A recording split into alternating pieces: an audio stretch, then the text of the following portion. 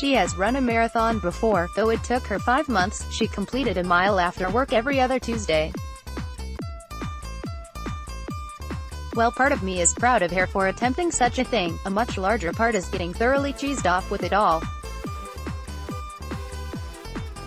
The reason for this is that Mrs Canavan decided she needed the right gear to run a marathon and spent the equivalent of 2 months' mortgage repayments purchasing a variety of running outfits along with 3 pairs of fancy trainers that have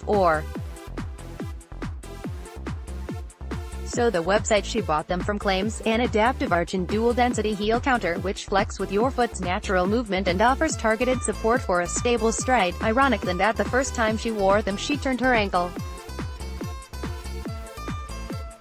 The result of all this spending is that our house is now crammed full of running gear and has a permanent aroma of stale sweat. 3 or 4 times a week, Mrs. C will exit the lounge wearing perfectly normal everyday clothing, then reappear a few moments later, like a really rubbish Superman from a phone booth, dressed in the most awful lycra outfit. This is a real bugbear of mine. Why can't the people who make running clothes design them tastefully? Why can't they use sober colors like blue or black? Instead, the manufacturers appear to be in some sort of competition aimed at squeezing as many colors as possible into one item of clothing. The outfit Mrs. Canavan dressed in earlier this week was the most lurid luminous yellow, with red and pink stripes on the arm and green diamonds and purple circles across the bosom area. Looked like the kind of thing you'd only buy if you had lost the use of your eyes. When she walked into the kitchen wearing it, the cat had a panic attack. She'll then head off on a 10-mile run. She has been painstakingly following a marathon training guide since November which tells her how many miles she has to complete each week, and on her return will strip off her gear and throw it in the washing basket.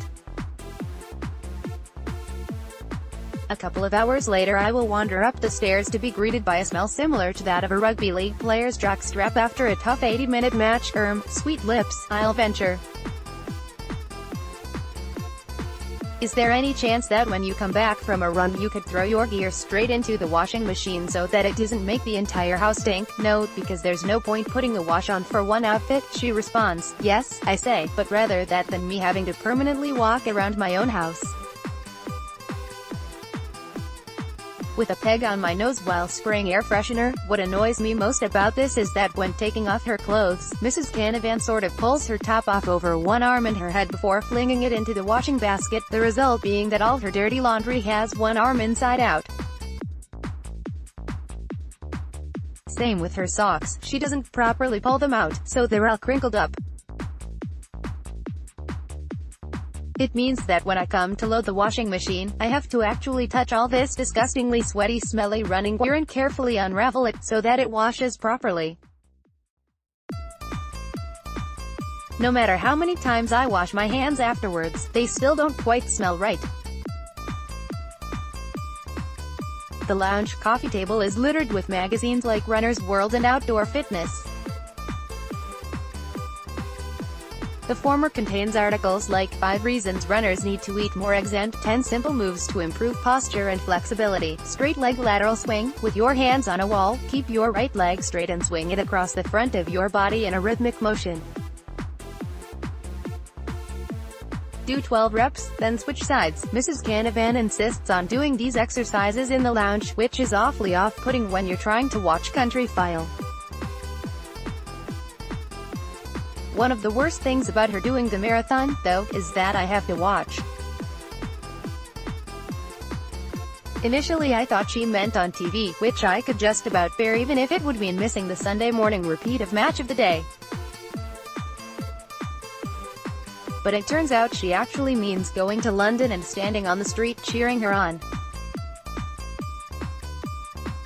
This is mildly annoying, not least because it will cost an absolute fortune to get a hotel room for the night, and chances are I probably won't even spot her among the 40,000 people taking part.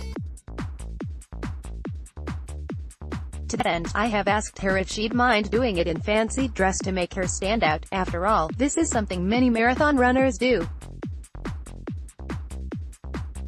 In 2015, a chap called Adam Jones broke the record for fastest marathon dressed as a leprechaun, while somewhere in the UK a bloke called Giles Locke holds the best time for completing it dressed as a crustacean.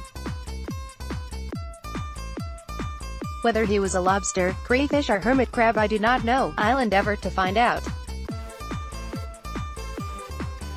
Records have also been set, as I told Mrs. C over dinner the other night, for fastest runner dressed as a monk, another in a strawberry costume and a bomb disposal expert wearing a heavy suit. "You want me to run it dressed as a bomb disposal expert," she said. "That might not be the best idea in the current climate." Fair point.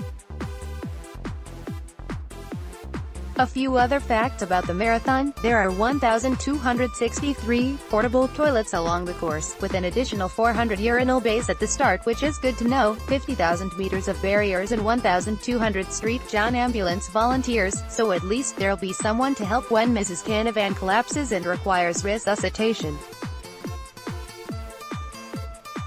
The marathon date is April 22nd, after which our washing machine can finally take a well-earned breather and visitors to the house won't comment, "What on earth is that odd smell?"